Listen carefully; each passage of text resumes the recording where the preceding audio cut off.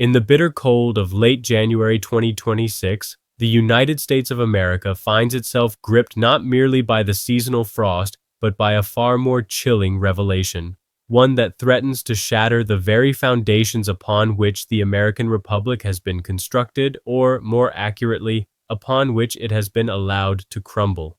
The release of the Epstein files, mandated by the Epstein Transparency Act of November 2025, has torn open a wound in the body politic so profound, so infected with decades of accumulated corruption, that the stench of moral decay now permeates every corridor of power from Washington to Wall Street, from the gilded penthouses of Manhattan to the marbled halls of foreign capitals across the globe.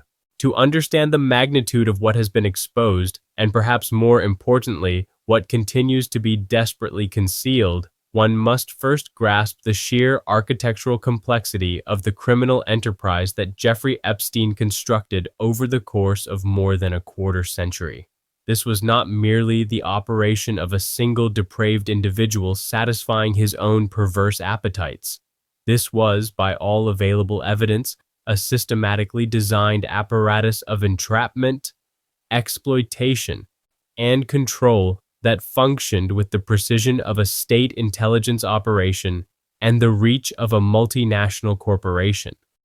The network that Epstein built, piece by meticulous piece, represents perhaps the most sophisticated blackmail operation in modern history, a web so vast and so deeply embedded in the machinery of global power that its full exposure would necessitate the dismantling of institutions that millions of ordinary citizens have been conditioned to trust implicitly.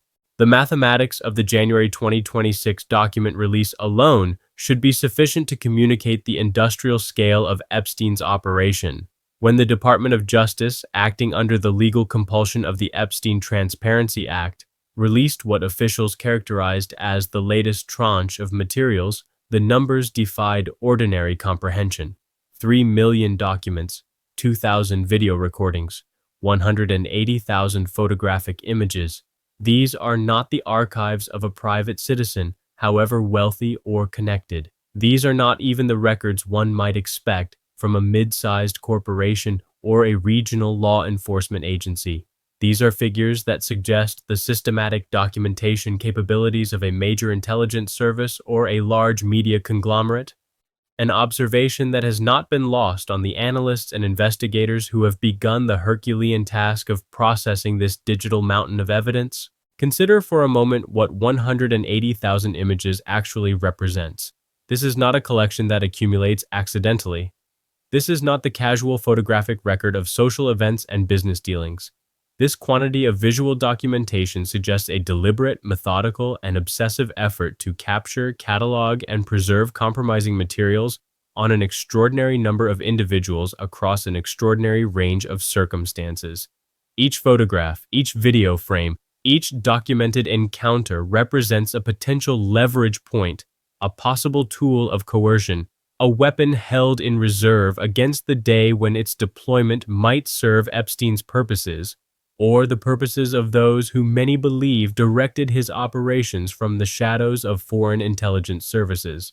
The question of who truly controlled Jeffrey Epstein, whether he was an independent predator who happened to accumulate powerful friends or an asset deployed by state actors to compromise Western leadership, has moved from the realm of conspiracy theory to the center of legitimate investigative inquiry. The documents released in January 2026 contain multiple references across different sources and witness testimonies to Epstein's alleged connections to Israeli intelligence. FBI interview transcripts, now partially available to the public despite the administration's best efforts at suppression, include statements from individuals who claim direct knowledge of Epstein's role as a Mossad operative. According to these accounts, Epstein's entire operation, the recruitment of vulnerable young girls, the elaborate seduction of wealthy and powerful men, the meticulous documentation of their darkest transgressions, was designed from its inception as a mechanism of control, a means by which a foreign power could ensure the compliance of decision-makers at the highest levels of American government, finance, and industry. The implications of this theory, if substantiated, would be nothing short of catastrophic for American national security and sovereignty. If Epstein was indeed an intelligence asset, then every politician who visited his properties, every businessman who accepted his hospitality, every academic or journalist or royal who fell into his orbit became potentially subject to foreign manipulation. The policy decisions that have shaped American foreign relations, the financial arrangements that have directed trillions of dollars in capital flows, the political alignments that have determined the course of elections, all of these could have been influenced, subtly or overtly, by the threat of exposure held over compromised individuals who had placed themselves in Epstein's carefully constructed trap. What makes the current moment so particularly volatile is not merely the content of the released documents, but the context in which they have emerged. The Epstein Transparency Act, signed into law on November 19, 2025, was itself the product of a political perfect storm that the current administration had desperately tried to prevent. For years, the families of Epstein's victims had demanded full disclosure. For years, investigative journalists and advocacy groups had filed lawsuit after lawsuit seeking access to the sealed records. For years, a significant portion of the American public, including, ironically, many of the most fervent supporters of the current president, had insisted that the truth about Epstein's network must be brought into the light, that the powerful individuals who participated in his crimes must be held accountable regardless of their political affiliation or social standing. The president himself had once positioned himself as a champion of this transparency. During his campaign, he had promised his supporters that he would release all classified files related to not only the Epstein case, but the Kennedy assassination, UFO phenomena, and other matters of enduring public fascination. These promises had energized a base that believed itself to be fighting against a corrupt establishment, a deep state that protected its own while persecuting ordinary Americans. The irony that this same president would become the most determined obstacle to Epstein disclosure was apparently lost on his most devoted followers, until the contradictions became impossible to ignore. The congressional vote on November 18, 2025, exposed the depth of the political miscalculation. When the Epstein Transparency Act came to the floor of the House of Representatives, it passed with a margin that can only be described as overwhelming. Only a single representative voted against the measure. In the Senate, the result was similarly decisive. Republicans and Democrats, moderates and extremists, members from safe districts, and those facing difficult re-election campaigns, nearly all of them recognized that the political cost of appearing to protect Epstein's associates had become greater than any benefit that could be derived from continued concealment. The pressure from constituents, the relentless coverage in both mainstream and alternative media, the mounting evidence that had already leaked through various channels, all of these factors combined to create a legislative momentum that proved unstoppable. The president's response to this congressional action revealed the depths of his concern about what the files might contain. In the days leading up to the vote, he had engaged in a frantic campaign to derail the legislation, calling supportive members of his own party traitors and idiots, questioning their loyalty, threatening political consequences for those who defied his wishes. The ferocity of this reaction, so disproportionate to what one might expect from someone with nothing to hide, only intensified public curiosity about what secrets the files might reveal. When the president finally signed the act on November 19th, he did so with obvious reluctance, his hand forced by the political reality that a veto would have been overridden and would have permanently branded him as a protector of pedophiles in the eyes of millions of Americans. The 30-day deadline established by the act meant that the Department of Justice was required to begin releasing documents in mid-December 2025, with additional tranches following in January 2026. What emerged from this process, however, demonstrated that the administration had no intention of complying with the spirit of the law, whatever grudging adherence it might offer to its letter. The first releases were so heavily redacted as to be nearly meaningless. Observers who obtained copies of the documents reported that 80% or more of the content had been blacked out, entire pages reduced to a few scattered words, surrounded by impenetrable darkness. Names had been systematically obscured, dates had been removed, locations had been concealed. The documents that were supposed to illuminate the full scope of Epstein's operation instead demonstrated only the determination of the current administration to keep that operation hidden. The selective nature of the redactions quickly became apparent to those who analyzed the patterns. Certain names, it seemed, were protected more carefully than others. Certain events were deemed more sensitive than others, and the name that appeared to receive the most aggressive protection was that of the president himself. Wherever his name might have appeared in connection with Epstein's activities, the black marker of official censorship had been applied with particular thoroughness.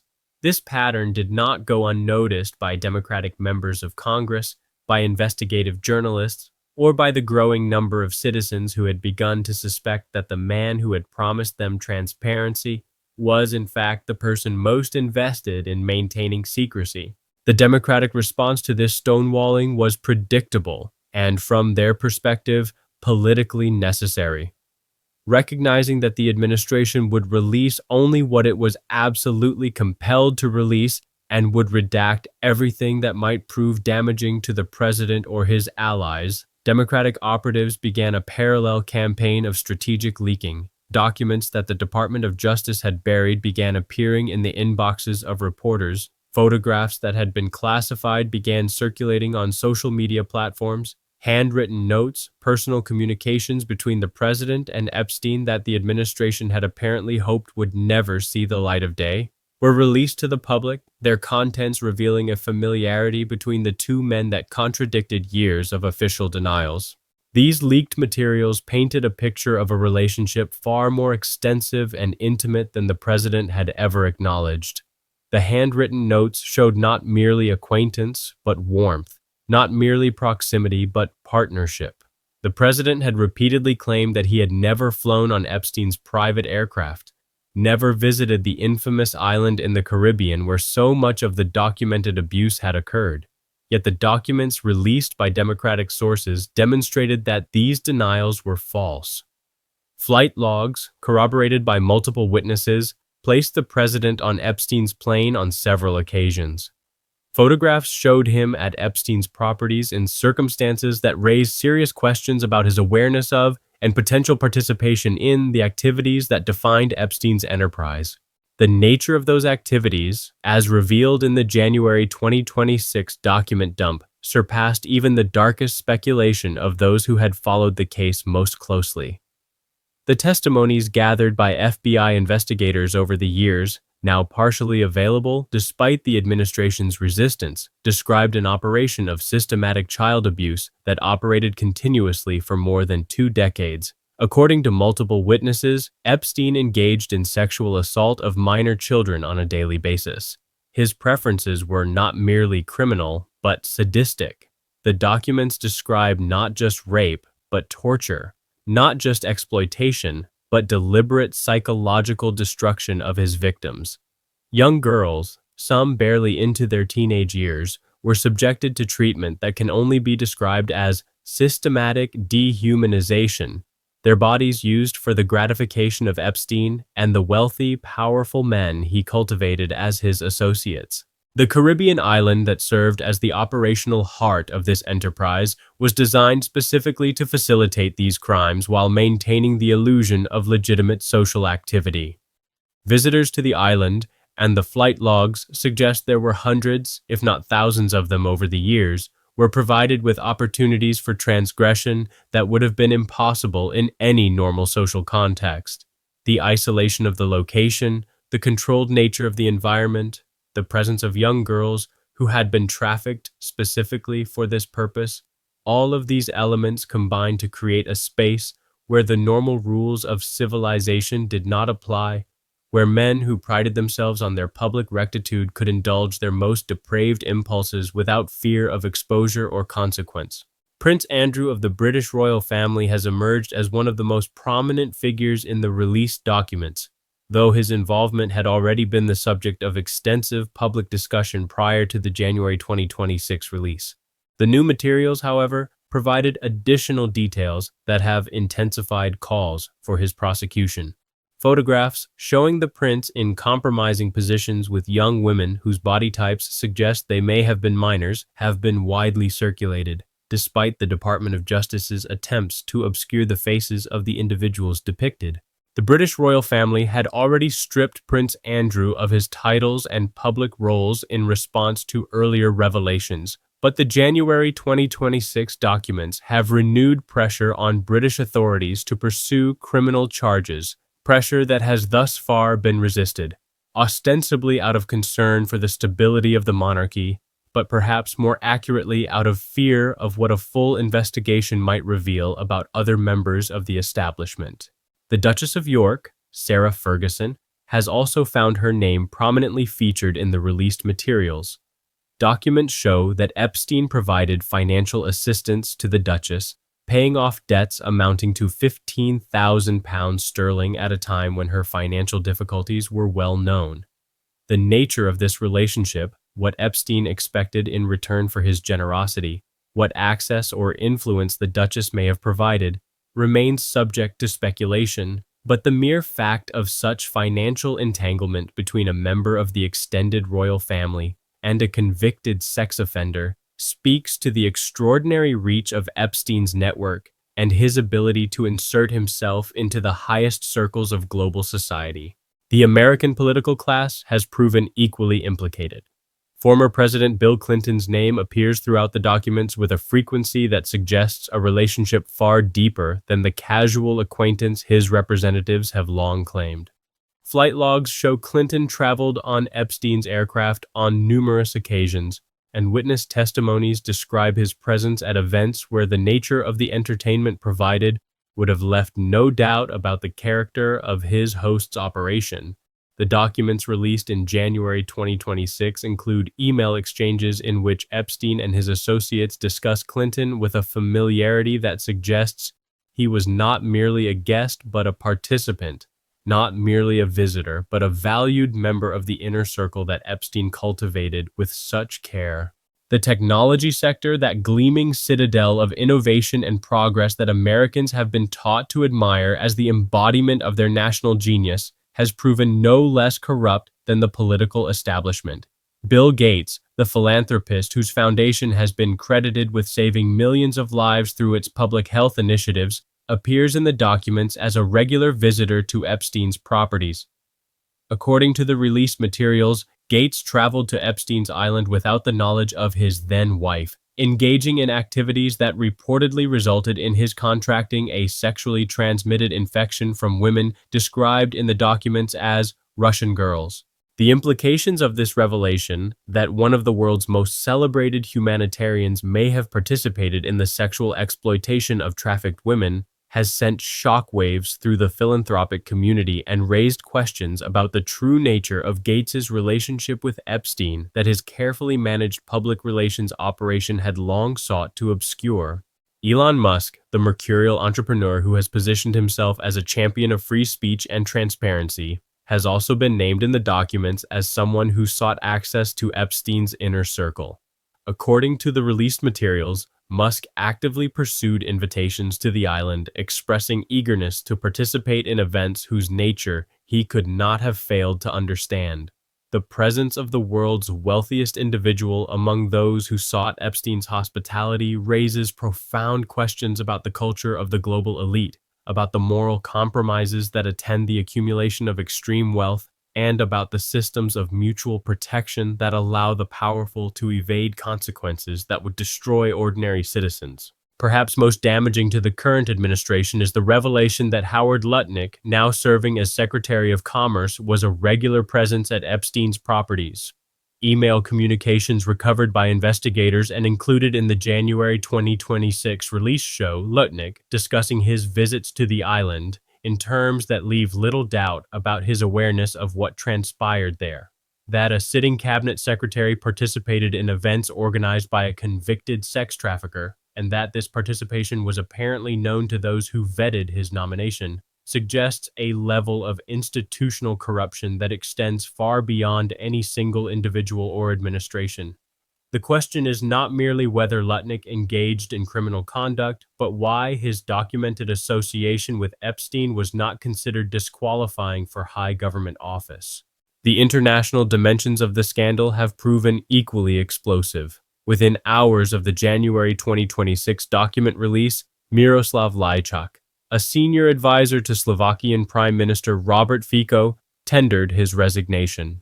Lajčák's name had appeared multiple times in the released documents, his connections to the Epstein network apparently extensive enough to make his continued public service untenable.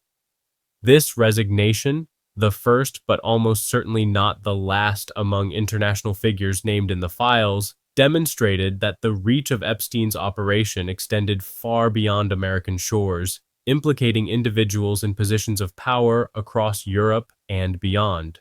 The documents also revealed surprising connections to Asia, including correspondence showing that Indian Prime Minister Narendra Modi had sought Epstein's counsel on matters of international diplomacy.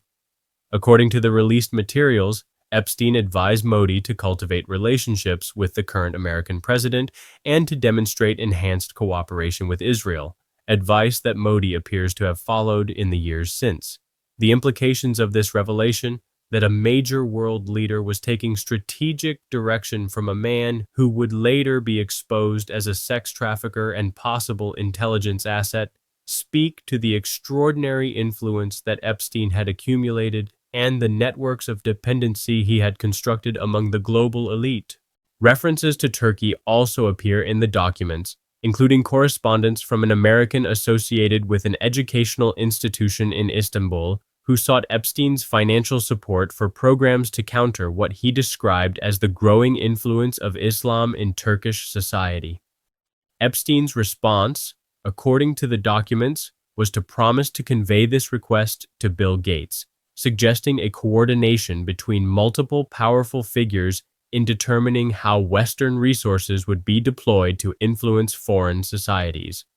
Separate materials indicate that some of the young women trafficked through Epstein's network received specialized training at facilities in Antalya, Turkey, further demonstrating the international scope of the operation. The central question that hangs over all of these revelations is what they mean for the current presidency. The documents contain multiple allegations from multiple sources that the president engaged in sexual activity with minors provided by Epstein's operation. FBI interview transcripts include statements from individuals who claim to have witnessed the president participating in events where children were present and were subjected to abuse. Other witnesses describe personal knowledge of the president's involvement in what they characterize as activities that crossed every moral and legal boundary. These allegations have been categorically denied by the White House, dismissed as fabrications by political enemies, attributed to the fevered imaginations of unreliable witnesses. Yet the volume of the allegations, their consistency across multiple independent sources, and the desperate efforts of the administration to suppress the documents in which they appear have done little to quiet the growing suspicion that the president may have been a participant in, rather than merely an acquaintance of, Epstein's criminal enterprise. The theory that the current president is vulnerable to foreign blackmail based on evidence collected through Epstein's operation has moved from fringe speculation to mainstream concern. FBI documents include testimony from individuals who assert that Israel, through its intelligence services, possesses materials on the president that could be used to ensure his compliance with Israeli policy priorities. If this is true, and the documentary evidence, while not conclusive, is certainly suggestive, then American foreign policy in the Middle East and elsewhere may have been shaped not by considerations of national interest, but by the need to placate a foreign power holding devastating blackmail material over the American head of state. The implications for American sovereignty, for the integrity of American decision-making, for the fundamental question of who actually governs the United States could not be more profound. What gives these concerns particular urgency is the documented evidence that Epstein was preparing to cooperate with federal investigators in the weeks before his death. Documents released in January 2026 show that Epstein had summoned his attorneys and directed them to begin preliminary discussions with prosecutors about a potential cooperation agreement.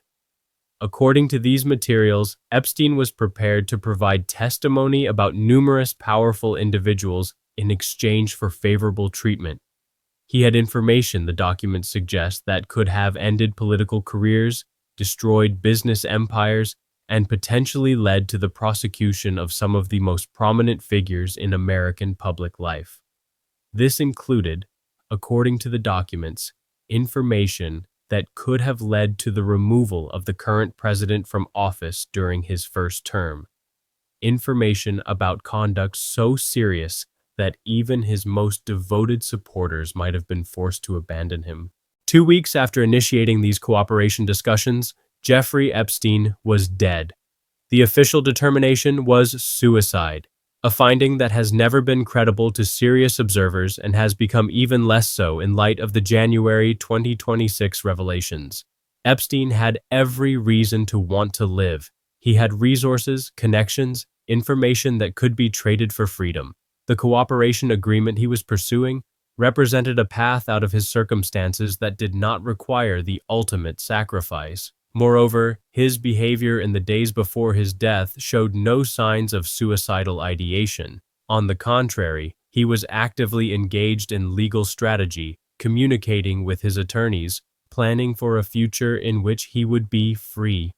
That such a man would choose to end his own life at the precise moment when his testimony posed the greatest threat to the most powerful people in the world defies belief. The alternative explanation that Epstein was murdered to prevent his testimony has always been the more plausible interpretation, and the January 2026 documents provide additional support for this conclusion.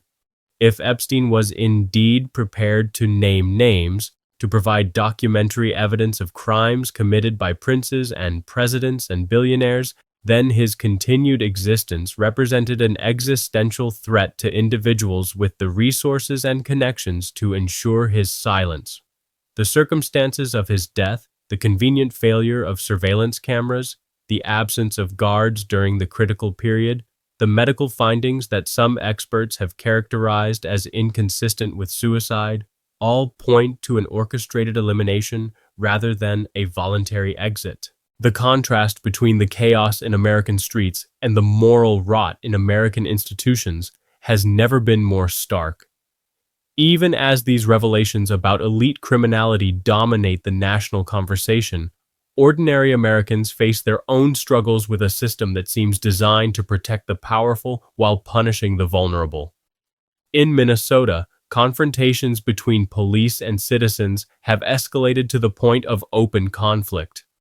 Journalists attempting to cover these events have been arrested, their constitutional rights suspended by authorities who claim to be defending public order while actually defending their own prerogatives.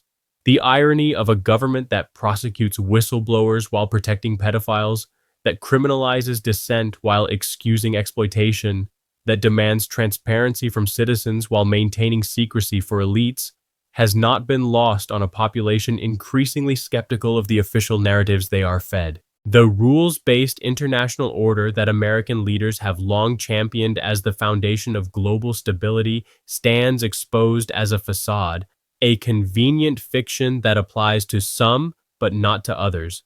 The rules, it turns out, are for ordinary people, for the small business owner who must navigate a labyrinth of regulations, for the immigrant who must document every step of their journey, for the citizen who can be surveilled, searched, and detained on the suspicion of minor infractions, for those at the top of the pyramid, for the billionaires and politicians and royalty who populate Epstein's contact list. The rules are merely suggestions, easily circumvented by wealth, connections, and the mutual understanding that those who share in certain privileges will protect one another from accountability. This is the America that the Epstein documents have revealed, not the shining city on a hill of national mythology, but a corrupt oligarchy in which the most powerful citizens operate by different standards than the masses they govern. The trafficking of children, the systematic rape of the vulnerable, the creation of blackmail networks that compromise the integrity of democratic institutions. These are not aberrations in an otherwise healthy system, but logical extensions of a power structure that has always served the interests of the few at the expense of the many.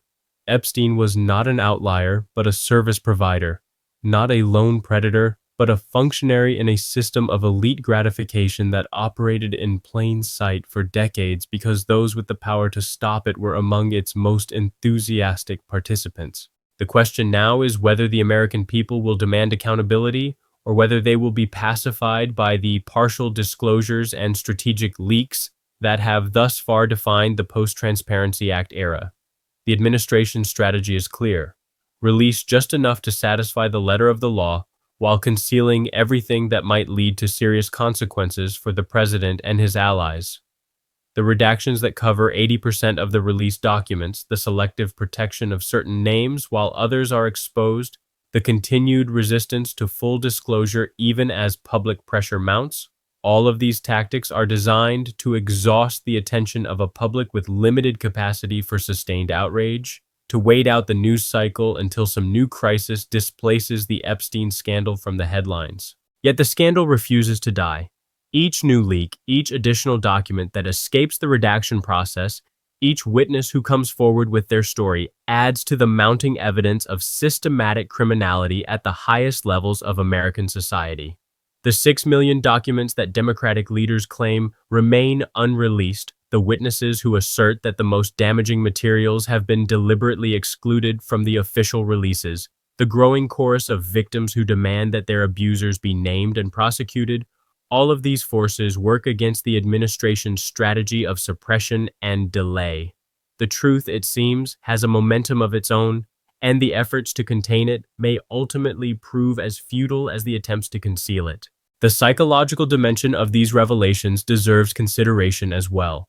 What does it mean for a society to discover that its leaders, the men and women it has trusted with its security, its prosperity, its future, have been participants in or protectors of crimes against children?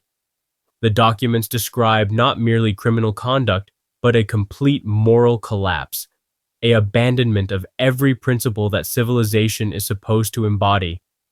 These were not desperate men acting under compulsion.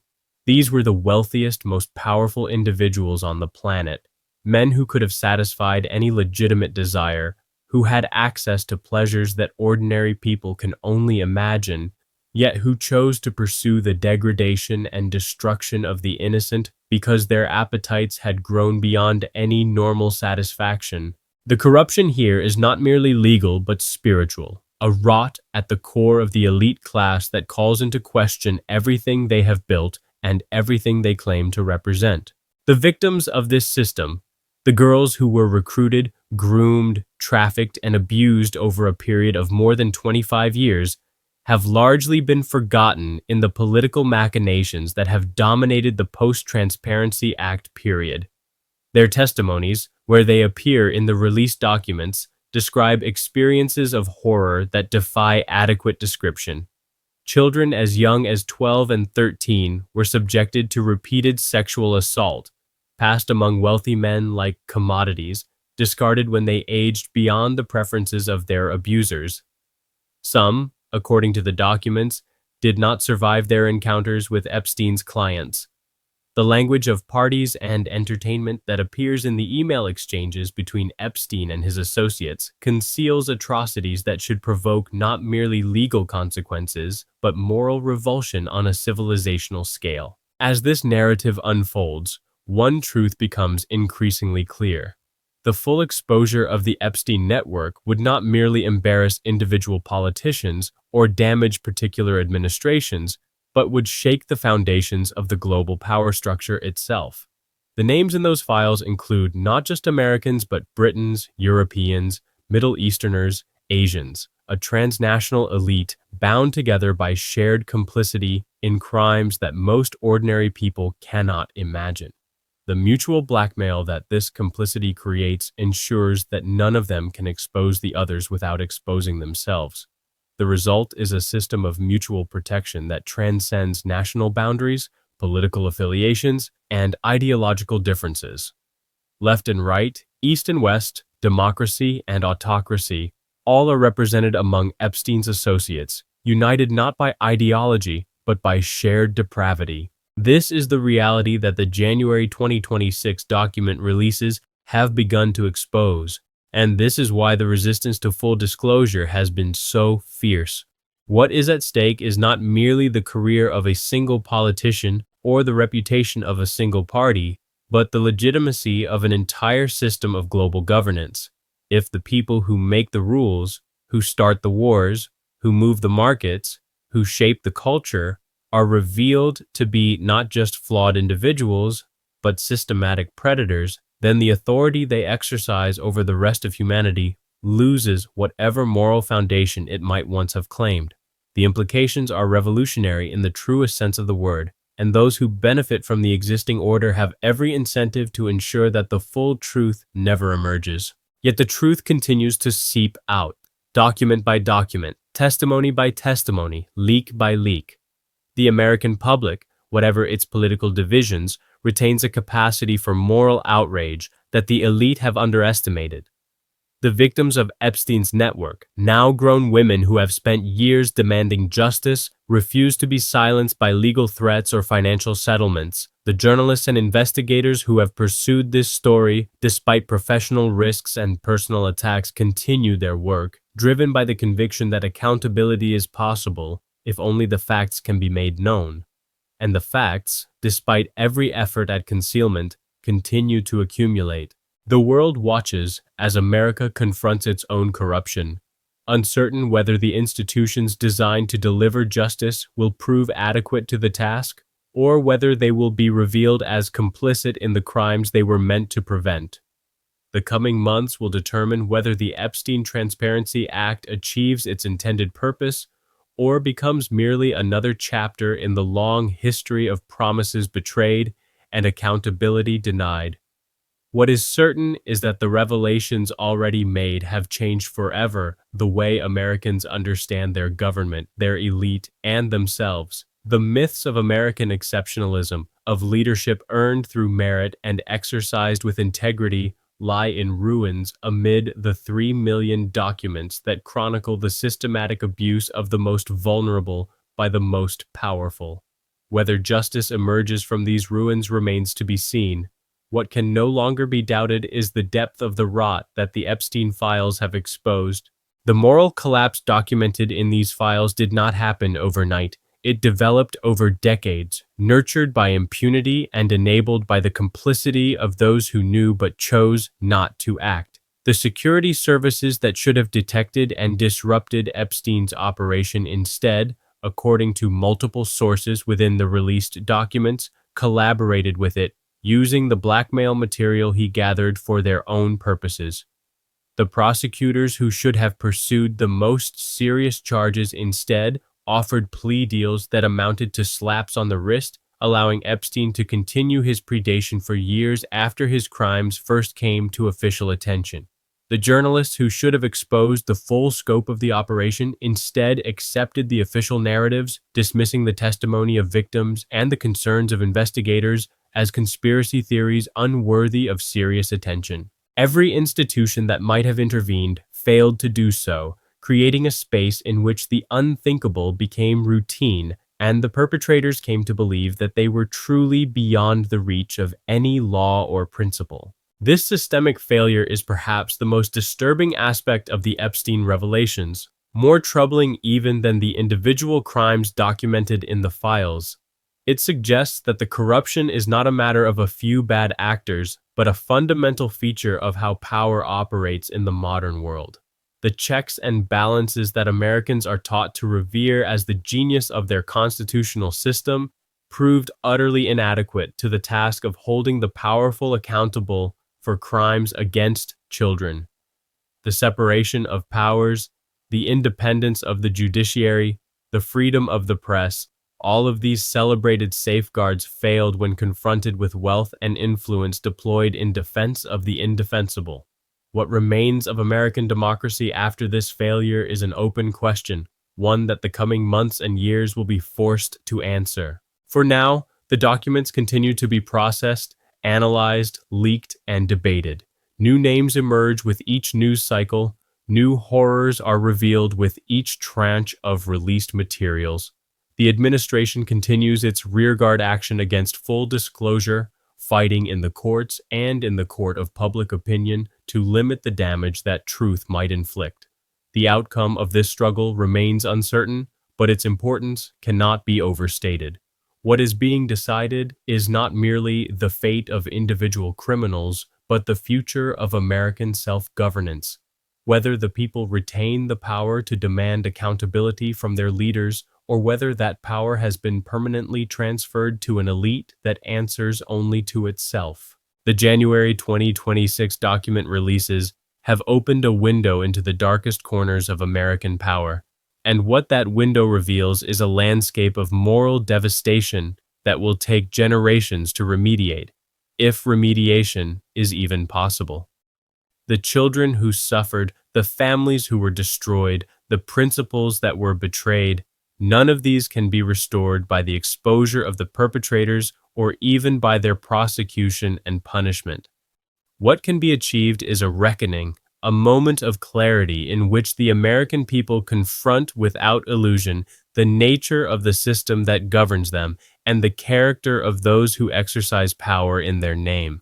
Whether that reckoning leads to meaningful reform or merely to cynical acceptance of corruption as inevitable remains the defining question of this moment in American history. The answer will shape not only the future of the Republic, but the future of democracy itself in a world that still looks to America, however naively, as a model of self-governance and the rule of law.